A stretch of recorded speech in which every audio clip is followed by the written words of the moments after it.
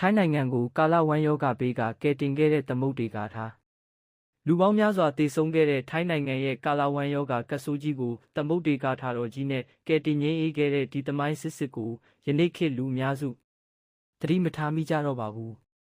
လွန်ခဲ့တဲ့1846ခုနှစ်ထိုင်းနိုင်ငံယတနာကောစင်ခေတ်တတိယမြောက်ယာမမင်းကြီးလက်ထက်မှာဘန်ကောက်မြို့တော်တစ်ခုလုံးကာလဝမ်းရောဂါအပြင်းထန်ကျရောက်ပြီးလူဦးရေရဲ့10ပုံတစ်ပုံခန့်သေဆုံးခဲ့ရပါတယ်အဲ့ဒီအချိန်မှာနောက်တစ်ချိန်စတုထမြောက်ယာမဘရင်ဖြစ်လာမဲ့မုံကိုမင်းကြီးဟာသာသနာပေါင်မှာယဟန်ဝတ်နဲ့ရှိနေပြီးပါဏိစာပေကိုအလွန်နှက်ဆက်သူပါကိုတော်ကြီးသည်ဖျားအဆူဆူရဲ့ဂုဏ်တော်ကိုချီးမွမ်းတဲ့သမုဒ္ဒေဂါထာတော်ကိုတနိုင်ငံလုံးအတိုင်းအတာနဲ့နေ့စဉ်မပြတ်ရွတ်ဖတ်ပူဇော်ကြဖို့တရားဝင်ဝတ်ရွတ်စဉ်အဖြစ်ပြဋ္ဌာန်းပြီးနှိုးဆော်ခဲ့ပါတယ်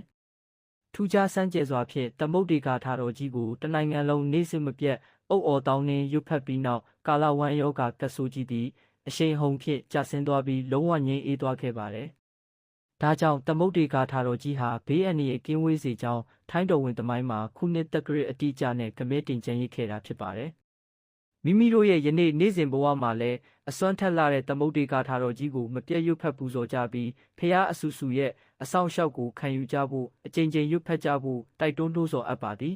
။အားလုံးကိုကျေးဇူးတင်ပါတယ်ခင်ဗျာ။